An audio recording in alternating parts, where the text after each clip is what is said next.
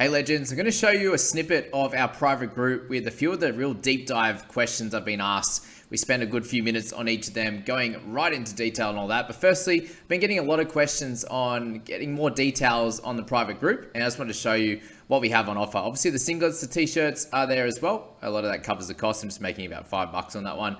And we've got the other packages, which we'll go through here. So the ultimate package gives you plenty of value, guys. What we've got here is the exclusive content, which we did that live video, which you'll see in here. And you get that instant access to me to go through all your questions and guarantee those replies. Because when it gets close to that season, that first sort of 3-4 months is crazy. I get hundreds and hundreds of messages there. So this is the best way to guarantee that. I know a lot of people just like having the videos, and that's fine. But the people who like asking questions, this is perfect for you. You obviously get that 5-minute video chat as well. And the ticket access, guys, I'm going to be running an event in all 3 of those places, and I'm going to be putting up a little bit of money in some way, whether it's the food, a little bit of drink, some type of thing there. So you get a little bit of value in that. Money-wise, there's $5,000 in cash and prizes, guys. Biggest thing here is we only have under 10 people in this group at the moment, and at the end of next week, I'm giving away $50 in cash. So you can pretty much make up your money that you're going to spend on this package so far. You also get that branded singlet or t-shirt in this and a discount on next year. So that's that one there. It's so much value for you. If we move to the second one, it's everything but the shirt and the singlet, and also the meetup. So if you don't want the any of the gear, then you can jump in and do this one. The $35 is worth it for those prizes. You could make money next week if you jumped in now. And that last one, guys, $30. It's a big support for me. If you can do any of these, obviously you've been doing this for about 4 years now, 4 seasons now, and any help would be delightful. I love doing this, and I'd like to do it more and more often, each and every day and each and every year. And if this is a great way for you to help me for all the free content that I've been able to give out over the last bunch of years. All the YouTube content's still going to be out there, but these will be deep dives. You know, through the season, it's not going to be as much, or I won't be able to go into as much detail week to week, because there's so many things to speak about, so many players. And as I said, so many things to talk about. But if you think about it like this, guys, it's about 30 weeks in the season, including the preseason here. So it's about $1 per week. I would really appreciate the support, and I really think it's worth it. That's those 3, guys. I hope that gives you a little bit more clarity. Jump on to in the description below, guys. It's got the link for that. If you can get in, I would be eternally grateful and be very thankful for that. And now for a snippet of the private live stream. Makatoa. So he's obviously someone that we haven't spoken about yet. I've got the mids and edge Chibi's video coming up pretty shortly. I'm about to do that. I just finished all the notes for it. But the Makatoa situation is pretty interesting. So what we want to talk about here is actually the minutes that these forwards are going to get. So if we're looking at Junior Paulo, we've got 47 minutes was his average last year. And then we had RCG with 51.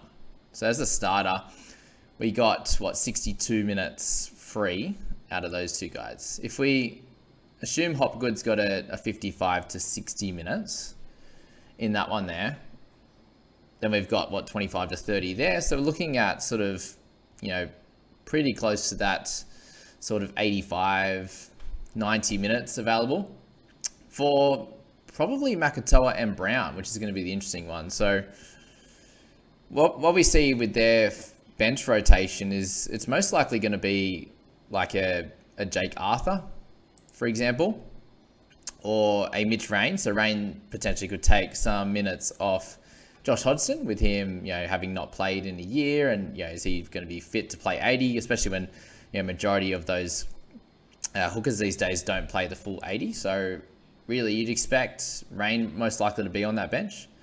And then if not, then Arthur probably takes, some minutes, but I doubt that he actually plays 9. So really, Rain's going to come in and you'd say play about 20 minutes off the bench there, which is going to be pretty cool. So that's going to allow, as I said, that 85, 90 minutes. Let's say 80 on the low end, 90 on the high for Makatoa and Brown, really, because it looks like they'll probably have one of those edge players on the bench, whoever doesn't make the starting side. So we got Cartwright, Jack Murchie, or also Matt Dury. So I'd say it's probably your sort of 10 to 25 minutes available for those guys, with whoever's starting probably not playing the full 80 minutes. I suppose they could do it, and this could take sort of 10 to 15 minutes off Makatoa and Brown. off the bench there. But last year, for example, Nathan Brown, he averaged 37 minutes off the bench. So if you're looking at that, then most likely we're getting around that 40 minutes from Makatoa. And what we saw last year from him is that he averaged 33 in the 34 minutes that he got. So at that nice PPM of close to 1, you're probably looking at, at a minimum, a 35 average across the 3 games. And with him being priced really low there, obviously, just over that 20 mark, if you can get sort of 15 points of value for 3 weeks, we're probably looking at making sort of 80 to 100K, which would be pretty cool. Obviously, over that first bunch of weeks. The main issue for him is the fact that we've got only 3 games. But multiple things can happen, right? We could have one of those middles go down. Junior Paulo could go down. We could have RCG go down as well. Nathan Brown could go down. And then Makatoa has a few extra minutes up his sleeve. He's obviously a youngster that's coming through and is improving as a middle forward. And, gets into plenty of work, which is great for this Eels side, who doesn't have that big minute back rower in Isaiah Papali'i. So as I said, there's a chance that bench role for a second row forward is used by one of those guys. It could be 60 minutes for the starter, 20 minutes for that, and that really only leaves a couple of forwards on the bench. So that's where I think that the big win is for Makatoa.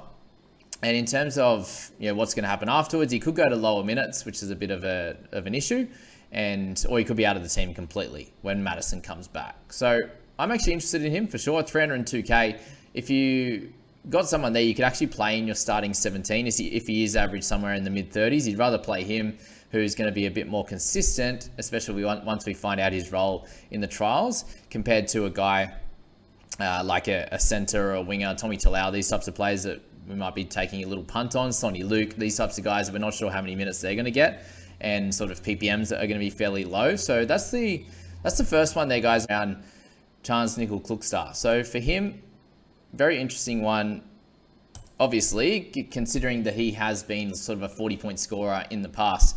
Question there was, can CNK perform in a bottom 8 side? So I just want to look at his sort of base. That doesn't really include how the team's going too much, and that's his 181 meters. So obviously 18 points there straight off the run meters, and he's priced at around that 26 mark. So 18 right there. We've got 3.5 tackle busts a game. So again, that's not a big thought as to how the team's going. That's usually him coming out of trouble, kick returns and stuff like that. So there's another 7 points. I guess from the 25, and then he actually nets a 3.5 points in tackles. He averages about 5.5 and only misses the 1 a game. So that's ideal.